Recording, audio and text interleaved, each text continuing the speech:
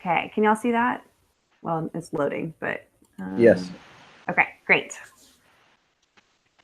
So thank you guys for joining this morning for our third principal session. And today what we're going to be talking about is measuring your coach's performance. So as we've discussed each week, there are 4 principal pillars that were really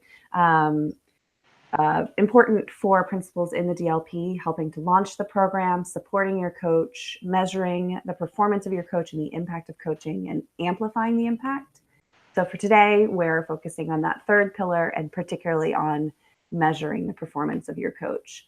So just a brief agenda for the morning. We're going to talk about what makes a successful DLP coach, what can you as a principal do to help them grow, hear from Adam and Brad with lessons that they learned from last year, and chance at the end to do questions and answers.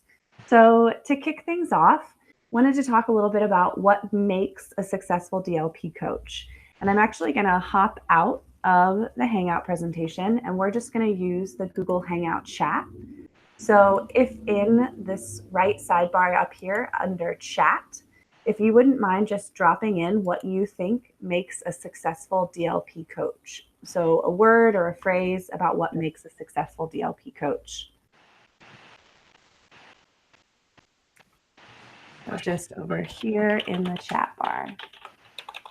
And welcome, Matt. Thanks for signing on. Sorry I'm late. No worries. So Kevin's kicked things off for us and says that he thinks that a successful DLP coach is committed to the cause. I agree with that, Kevin. And if anybody would rather unmute and share out loud, feel free.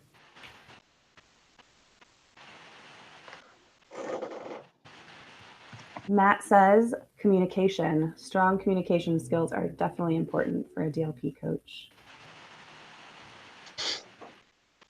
I love Kira's answers. Genuine relationships. We talk a lot about relationship building, but I love throwing in the genuine there. Adam says mutual respect. Hey, who's this? Hi. Sorry, I was thinking an encouraging mentor. Yes, I love that. And who this is? Who's speaking? It's Julie McClintock. Yeah, Hey, Julie McClintock. Sorry, I'm not at a computer. No, Hi. yeah, thank you for joining. Yes, I think a supportive mentor definitely makes a successful DLP coach.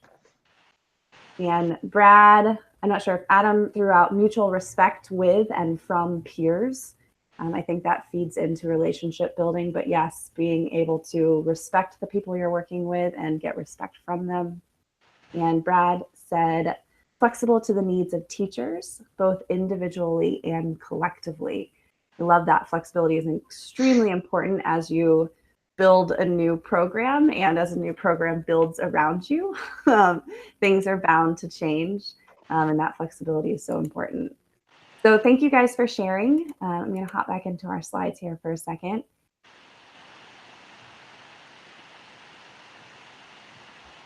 All of those, oopsies, not what I wanted to do. All of these things really do help make a successful DLP coach. And when we think about it, there's a combination of skills and attitudes that the DLP coach needs to have throughout the year to really be successful. So to try to help guide the conversations that you're going to have and to help you measure the performance of your coach, we've really kind of bundled those skills and attitudes into 4 key areas. Things around coaching skills, coaching attributes or those attitudes that people need to have, the leadership skills that they need to develop, and their own professional development investment and how they're going to grow as a coach throughout the year. So we're going to do one more interactive exercise. So if you don't mind going to dynamiclearningproject.org/coach success standards. This is where we've really put together all of the skills and attitudes that we think are important to helping make a DLP coach successful. So again, it's dynamiclearningproject.org/coach success standards. And I'm going to go ahead and show that document.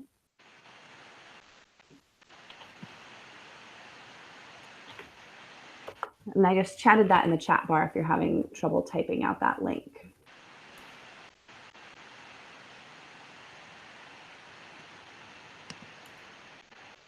So as you get into this document, these are the DLP Coach Success Standards, and you'll see that they're organized by those 4 key areas. So coaching skills, attributes, leadership, and professional development. I realized that at least this early in the morning for me, and also for you guys seeing this for the first time, there's a lot of text there. So what I encourage you to do right now is just to look at the stuff that's in the colored boxes. That's really kind of the high level description of the skills and attitudes, while the normal text in white is really to just kind of help exemplify what that skill is. So for the next minute, I want to focus on just a piece of the Coach Success Standards. So if you'll look at just the blue boxes underneath coaching skills, you'll see that there's 1A through 1G, and these are the skills for coaching that we think are important for a DLP coach. So I'm going to put a minute on the clock, and I want you to look at those skills in the blue boxes and think about which one you feel is most foundational for your coach or most important for your building. So a minute on the clock for those blue coaching skills. What's most important for your coach or foundational?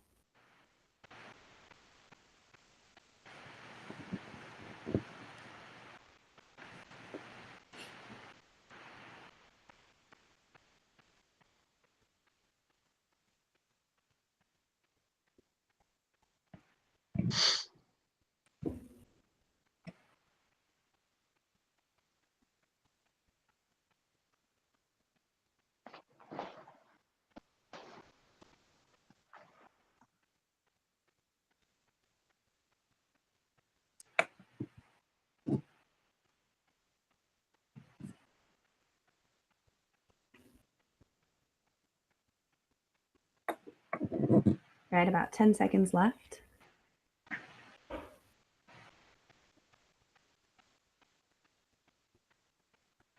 All right. So do we have any volunteers that are willing to share which of those blue coaching skills they feel like are most important or foundational for them?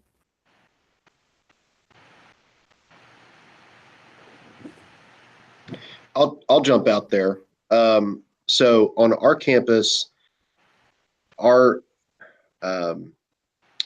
coaching model takes the forms in the DLP, but also in other areas as well, even with our, observations in our classrooms, just from administrator or teacher leader to our other teachers. And so what we found most relevant and successful on our campus is just teachers sitting at a table, either one-on-one or in a small group, and discussing. So I'll be specific. So 1E is the one I'm talking about.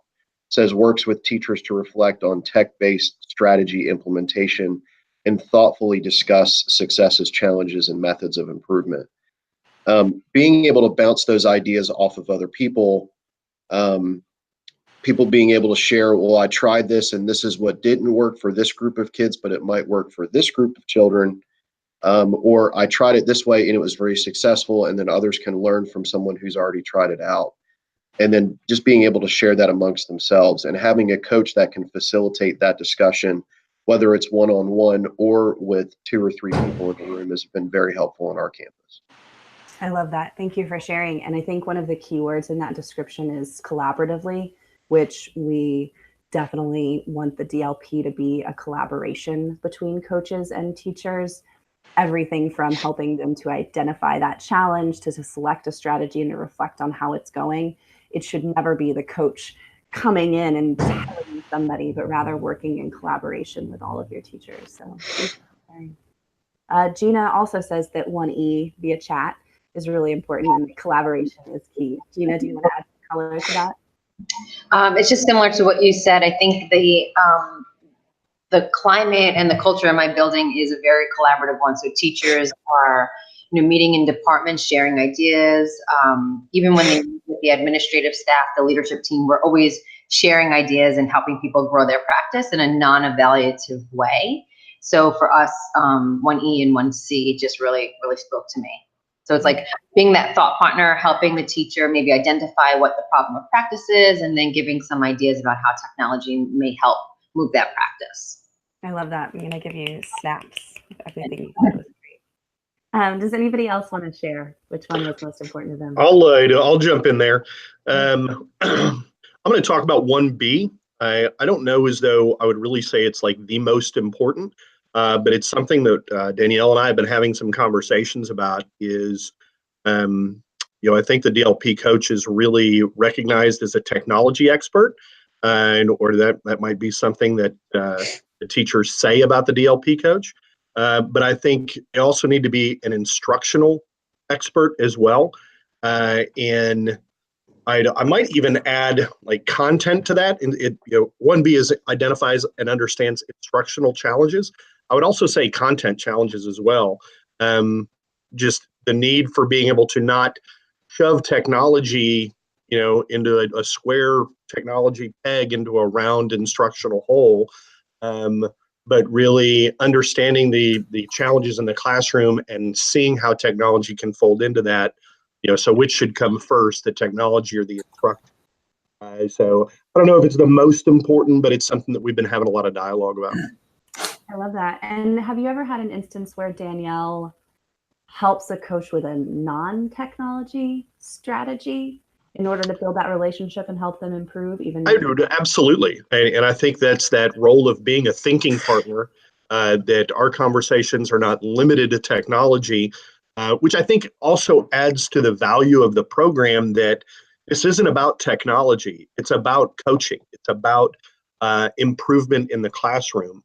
And so absolutely, I think that role of a thinking partner and the collaboration going on certainly adds to the value of the program. Thanks for sharing. So I'm going to hop back into the slides, but let's see. We really think that all of the coach success standards are important, but realize that it's a lot to try to tackle all of those at once, especially for somebody that's in a new role. So I want to spend a little bit of time thinking about how can you help your coach grow and how you can use those coach success standards to provide really targeted and meaningful feedback to them. So just want to open with feedback is a gift. It's really a gift for the recipient to know what they're doing well, know how they can improve, and show that somebody's really invested in their own performance. And one thing that we found last year, whenever we had our first year of the DLP, was that one of the things that coaches asked for in their snapshots, so in those short surveys that we do every month, is coaches were asking for more feedback on how they were doing. And whenever we combine what the mentors know about the coaches plus what you know about your coaches, we can really help provide feedback to the coaches. And one thing I want to call out here is that mentors, their only job is to support your coaches, and they'll have a lot of visibility into how your coaches are doing.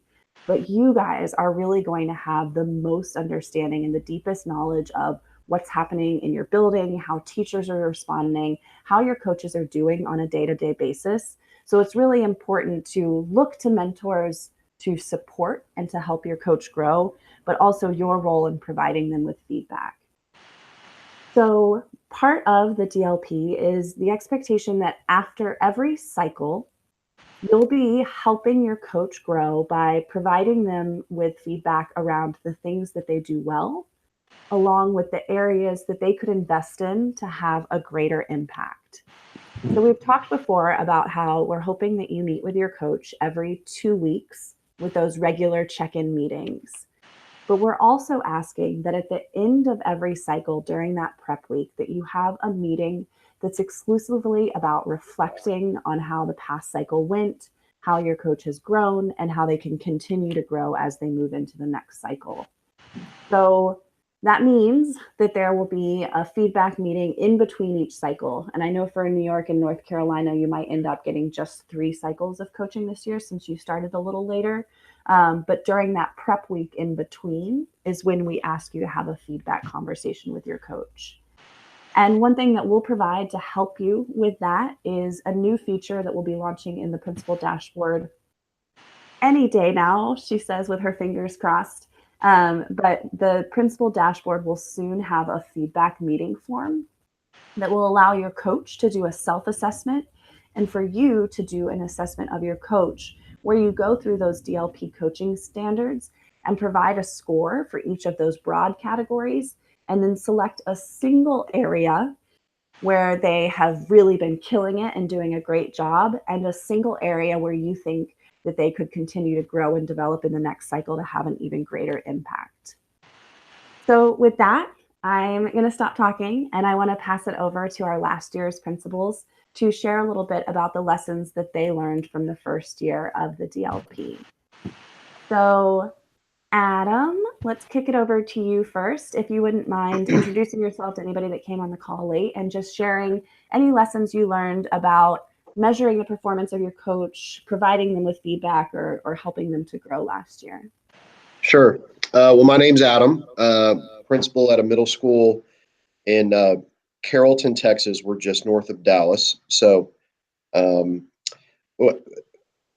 a lot of lessons, more in just being a better maybe I learned more lessons than anyone else, just in being a better principal and trying to keep the plate spinning. And but I think in working with our coach, his name is Dan.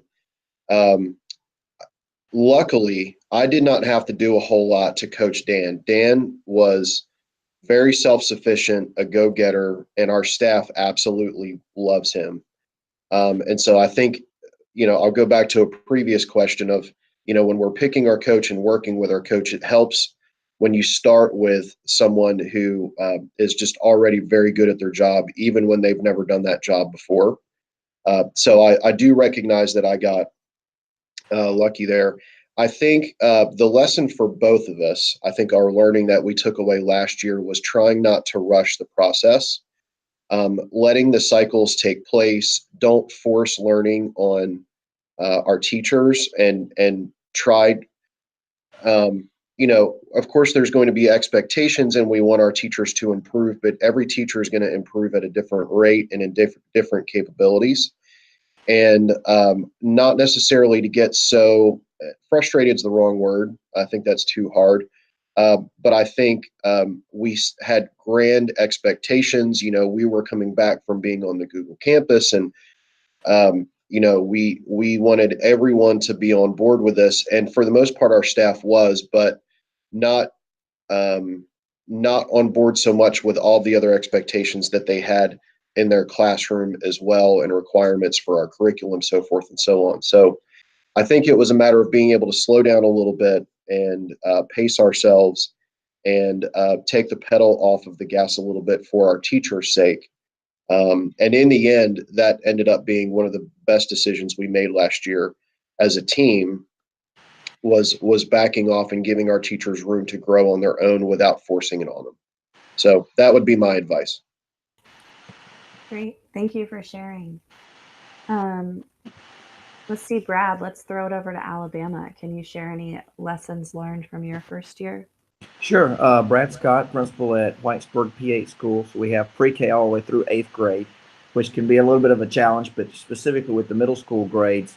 Nanette Respis was our coach last year, and one of the things, or several of the things that we tried to work on and we learned was, number one, the feedback piece. You have to be a good listener first. So we worked on that, not just as a team, but also with our teachers. Like, we even had a professional development activity one afternoon where we worked on being a good listener, and without getting too in depth, giving them timers, and they couldn't speak for 2 to 3 minutes, which as an educator or a principal can be difficult, especially when someone's saying some things that's motivating you, and your brain is just popping off these answers and you can't share them.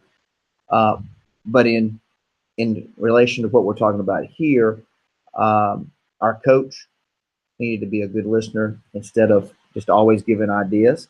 Obviously, turn that around to the teachers. They need to be able to do that to parents and so forth. Specifically with the progress, go back to that phrase that Adam talked about, go fast, go slow to go fast. And that's a difficult thing, I think, at times, because you have all these different things that you want to share that you learned at Google or that you're learning online. And I had to remind her, hey, you can only do so much. Let's pick some small goals, whether it be each week or even each month, and coaching cycle. And then also try to get her talking as much as possible so that she will come to the response or the answer that really we want her to come to on her own, rather than myself just providing her with it. Okay, this is the list of bullets that we need you to accomplish. She's pretty proficient, like Adam said too. I can't echo it any better than he did. That you need to have a good expert teacher that the teachers trust, and then also you pair that with the listening piece, and I think you've got a successful model. Thank you, Brad. And I think our last year one principal that's on is Matt. Would you mind sharing your lessons learned from last year? You bet. Specific to feedback, as I look back to last year, is probably something that I didn't do a very good job of. If I can be really, really honest, I really struggled. I don't know as I thought I was struggling last year, but looking back on it, what we're doing this year, I think I applaud the DLP for adding more structure to our time together. The purposeful feedback meetings, the coaching success standards has added structure to Danielle and I's time together, which has allowed for much more specific feedback on her growth. I think we both learned a lot last year and grew last year, but I think I'm excited about this year adding those structural pieces to our time together will allow for some more focused dialogue around her improvement and her growth. So I think rooting your time in structure, in the coaching success standards, and utilizing the dashboards for those specific meetings would be things I wish I would have known last year. Great. Thank you for sharing. Excuse me. At this point, we have about 6 minutes left, so I wanted to throw it over to questions. So if any of our New York or California or North Carolina principals have any questions, feel free to chat them or to unmute. We're a small group, so you can shout things out verbally as well. All right. Hey, guys, this is Kevin from North Carolina. And one of the things that my coach and I are really struggling with a little bit is determining what is that one thing. What is the issue that we're trying to address? And so in a lot of the pre-meetings that my coach is having with the teachers, we're getting things like student behavior, classroom engagement. And so then we go in, and I've done walks with my coach a little bit to try and diagnose or to provide the feedback of what we think the issue is. And so many times it's coming back to the instruction is not meaningful to students, thus the engagement is not there, thus kids are misbehaving. And so that's a lot of layers for a principal and a coach to kind of walk through. The three gentlemen on, did you guys experience anything like that, or any suggestions or help you might provide me? I'll jump in. This is Adam. We faced a similar situation in the last couple of schools I've been in. I participated in a program called Results Coaching, or Coaching for Results. You might check that program out and just read some of their info. And if you have the opportunity to go to that training, I would recommend it. But what I took from that was there's a lot of ways where you can get the teacher to diagnose their own what they're struggling with the most. Sometimes they already know, and I'm not saying this in a negative way, but they're either embarrassed or ashamed to say it, or if they're in a group, they don't want to say it out loud and throw themselves under the bus.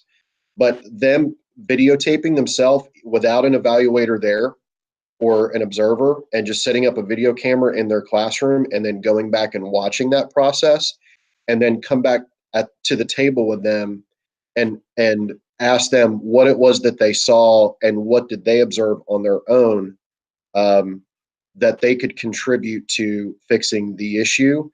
rather than an administrator or a coach coming in and saying, this is what you need to fix. The buy-in starts with the teacher. And if the teacher diagnoses it themselves, they're more likely to get on board on providing options to fix it that they feel will meet their own teaching style. That was the first thing that came to my mind. I don't know if that's helpful or not.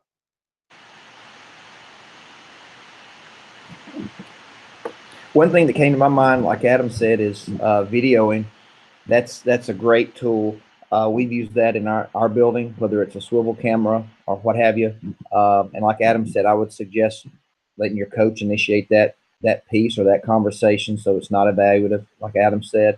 Another option is you can use an iPad and go in. Our teachers like these little learning walks that we do, where either myself or the coach goes in, and we might do a little bit of scripting, but after the scripting that's limited, we give like 3 glows, and then also we take pictures.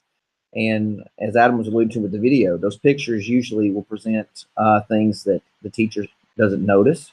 And a lot of times I don't have to say anything about it, or the coach.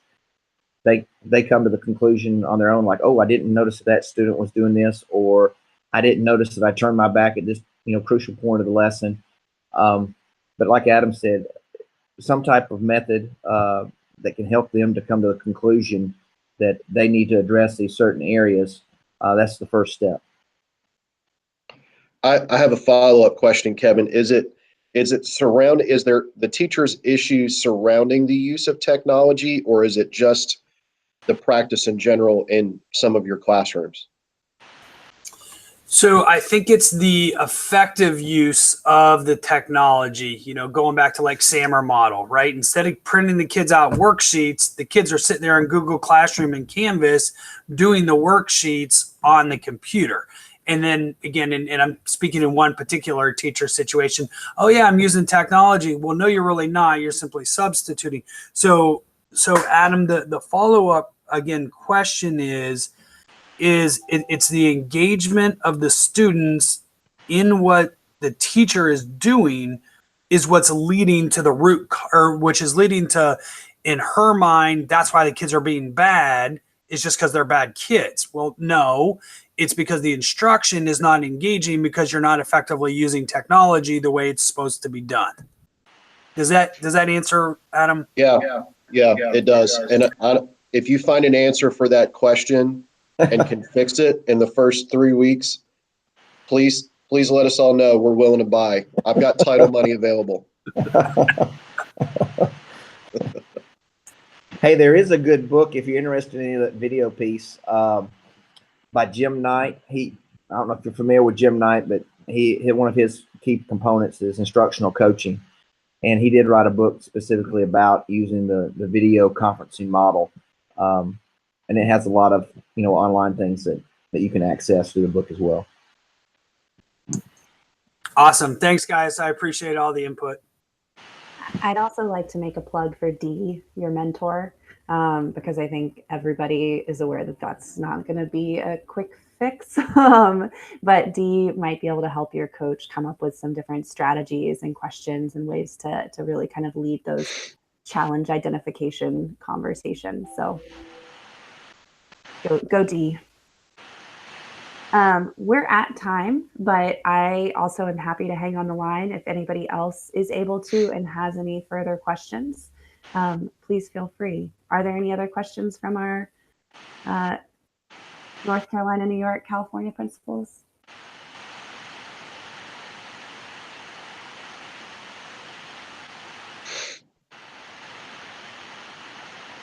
All right. I think that was maybe enough time for somebody to speak up. So thank you guys so much for joining this morning. I really appreciate everybody signing on, and special thanks to Brad and Adam and Matt for coming on and sharing their experiences from last year. I really, really appreciate that. Great use of wait time, Kristen. Impressive. It's one of the hardest things, because I kind of like hanging silence, especially when people are like fumbling for mute. But all right. Feel free to shout out questions if you have them. But thank you guys. I hope you all have a good afternoon and a happy weekend. Absolutely. You too. Thanks, Kristen. Thanks, Kristen. Thank you, team. Bye, Good to see you, team.